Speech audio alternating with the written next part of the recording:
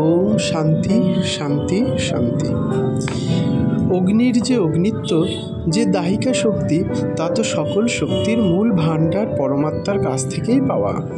তিনি যদি সেই শক্তি স্রোত রুদ্ধ করে দেন, তাহলে শক্তি আসবে কোথা থেকে? অগ্নিদেব এই ব্যাপারটি না বুঝেই উচ্চকণ্ঠে দম্ভ প্রকাশ করেছিলেন। কিন্তু ব্রহ্ম যখন নিজ শক্তি প্রবাহ রুদ্ধ করলেন, তখন শুষ্ক তৃণটিকেও জাত বেদা অগ্নি দগ্ধ করতে সমর্থ হলেন না। তখন লজ্জায় নতশিরে হতপ্রতিজ্ঞ এবং হতপ্রভ হয়ে তিনি নিঃশব্দে দেবতাদের কাছে ফিরে এলেন এবং বললেন, আমি ঠিক বুঝতে পারলাম না যে এই যক্ষ কে। অগ্নিদেব যখন ব্যর্থ হয়ে ফিরে এলেন, তখন দেবতারা এই কাজের জন্য অপ্রতিম শক্তিধর বায়ুদেবতাকে নির্বাচিত করলেন এবং তাকে বললেন, বায়ুদেব, আপনি গিয়ে এই ব্যাপারটি ভালোভাবে অনুসন্ধান করে জেনে আসুন যে এই যক্ষ কে। বায়ুদেবতারও নিজ বুদ্ধি শক্তি সম্পর্কে গর্ববোধ ছিল, তাই তিনিও বললেন, উত্তম, আমি এখনই জেনে আসছি। বায়ুদেবতা ভাবলেন, অগ্নি কিছু একটা ভুল করেছেন, না হলে যক্ষের পরিচয় জানা এমন কি বিশেষ ব্যাপার। যাই হোক, এ বিষয়ে সফলতার কৃতিত্ব আমিই লাভ করব। এইরূপ ভেবে তিনি দ্রুত যক্ষের সমীপে উপস্থিত হলেন। তাকে নিজের সম্মুখে দেখেই যক্ষ প্রশ্ন করলেন, আপনি কে? বায়ুও নিজের গুণ ও গৌরবের গর্বে স্ফীত হয়ে উত্তর দিলেন, আমি সুপ্রসিদ্ধ বায়ুদেবতা।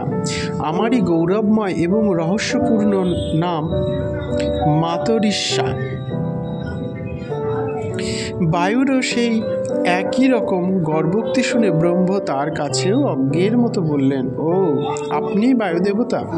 অন্তরিক্ষে কোনো অবলম্বন ছাড়াই বিচরণের সমর্থ মহান মাতরিষ্যা আপনি?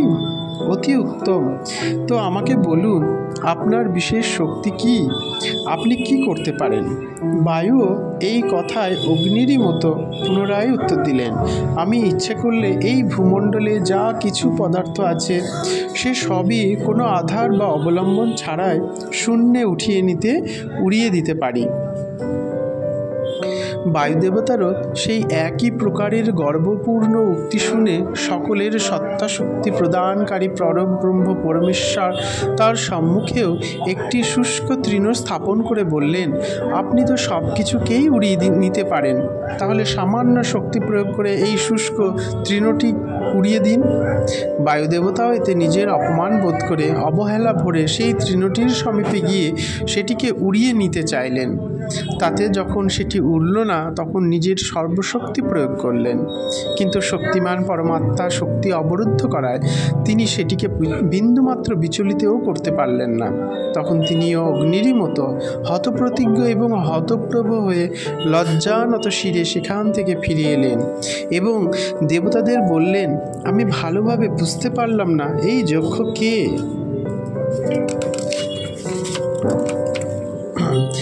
যখন অগ্নি এবং বায়ুর মতো অপ্রতিম শক্তিসম্পন্ন এবং বুদ্ধিমান দেবতারাও ব্যর্থ হয়ে ফিরে এলেন এবং তারা কোনো কারণও প্রদর্শন করলেন না, তখন দেবতারা বিচার বিবেচনা করে স্বয়ং দেবরাজ ইন্দ্রকে এই কাজের জন্য নির্বাচিত করলেন এবং তাকে বললেন, হে মহান বলশালী দেবরাজ, এবার আপনি গিয়ে নিশ্চিতভাবে জানুন যে এই যক্ষ কে।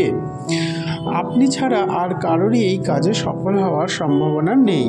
ইন্দ্র উত্তম প্রস্তাব, এই কথা বলে দ্রুত যক্ষের কাছে গেলেন, কিন্তু তিনি সেখানে উপস্থিত হওয়া মাত্রই সেই যক্ষ তার সামনে এসে অন্তরিত হয়ে গেলেন। অন্যান্য দেবতাদের থেকে ইন্দ্রের মধ্যে অভিমান অধিক থাকায় ব্রহ্ম তাকে বার্তালাপের সুযোগ দিলেন না, কিন্তু এই একটি দোষ ব্যতীত অন্য সব দিক থেকে ইন্দ্র যোগ্য অধিকারী ছিলেন।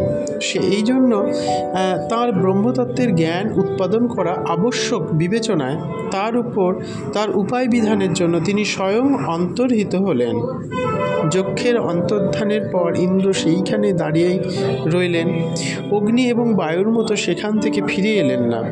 ইতিমধ্যে তিনি দেখতে পেলেন যেখানে দিব্য যক্ষ অবস্থান করছিলেন, ঠিক সেইখানেই অনুপম শোভাময়ী হিমাচল দুহিতা দেবী উমা আবির্ভূতা হয়েছেন। তাকে দেখে ইন্দ্র তার কাছে গেলেন। ইন্দ্রের প্রতি কৃপা করে করুণাময় পরব্রহ্ম পুরুষোত্তমী উমারূপা সাক্ষাৎ ব্রহ্মবিদ্যাকে প্রকাশিত করলেন। ইন্দ্র ভক্তি ভরে তাঁকে বললেন, ভগবতী, আপনি সর্বজ্ঞ শিরোমণি, ভগবান শ্রী শঙ্করের স্বরূপা শক্তি, সুতরাং আপনিও অবশ্যই নিখিল তত্ত্ব অবগত আছেন। আপনি দয়া করে আমাকে বলুন যে এই দিব্য যক্ষ যিনি দর্শন দিয়ে সহসায় মিলিয়ে গেলেন, তিনি প্রকৃতপক্ষে কে এবং কি জন্যই বা এখানে আবির্ভূত হয়েছিলেন। দেবরাজ ইন্দ্রের চতুর্থ খণ্ড। দেবরাজ ইন্দ্রের জিজ্ঞাসার উত্তরে ভগবতী উমাদেবী তাকে বললেন, তুমি যে দিব্য যক্ষকে দেখেছিলে এবং যিনি এখন অন্তরিত হয়েছেন, তিনি সাক্ষাৎ পরব্রহ্ম পরমেশ্বর।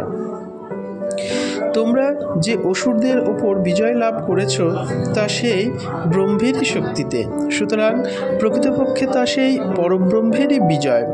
তোমরা এক্ষেত্রে নিমিত্ত মাত্র ছিলে, কিন্তু তোমরা ব্রহ্মের এই বিজয়কে নিজেদের বিজয় বলে মনে করছ এবং তার মহিমাকে নিজেদের মহিমা বলে ধারণা করেছ। তোমাদের এই ধারণা ছিল মিথ্যা অভিমান, এবং যে পরম কারণিক পরমাত্মা কৃপা করে অসুরদের ওপর তোমাদের বিজয় প্রদান করেছিলেন, সেই পরমাত্মাই তোমাদের মিথ্যা অভিমান নাশ করে তোমাদের কল্যাণের জন্য যক্ষরূপে আবির্ভূত হয়ে অগ্নি এবং বায়ুর গর্ভ চূর্ণ করেছেন এবং তোমাদের যথার্থ জ্ঞান দানের জন্য আমাকে প্রেরণ করেছেন।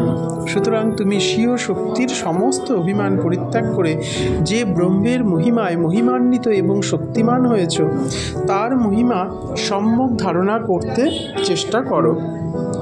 স্বপ্নেও একথা ভেবো না যে ব্রহ্মের শক্তি ব্যতীত নিজের স্বতন্ত্র শক্তিতে কেউ কিছু করতে পারে। উমার এই কথায় দেবতাদের মধ্যে সর্বপ্রথম ইন্দ্রের এই জ্ঞান জন্মালো যে যক্ষের রূপ ধারণ করে স্বয়ং ব্রহ্মই তাদের সামনে আবির্ভূত হয়েছিলেন। দেবগণের মধ্যে অগ্নি, বায়ু এবং ইন্দ্রই সর্বশ্রেষ্ঠ রূপে পরিগণিত হওয়ার যোগ্য, কারণ তিনি এই জন্যই ব্রহ্মের সংস্পর্শ লাভ করেছিলেন।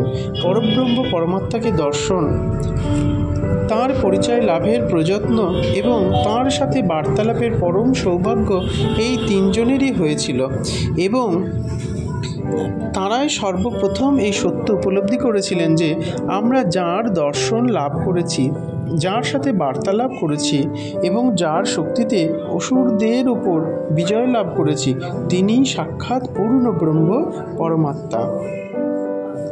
সার কথা এই যে সৌভাগ্যবান মহাপুরুষ যে কোনো কারণে ভগবানের দিব্য সংস্পর্শের সৌভাগ্য লাভ করেছেন, যিনি তার দর্শন, স্পর্শ এবং তার সাথে বাক ব্যবহারের সুর অবসর প্রাপ্ত হয়েছেন,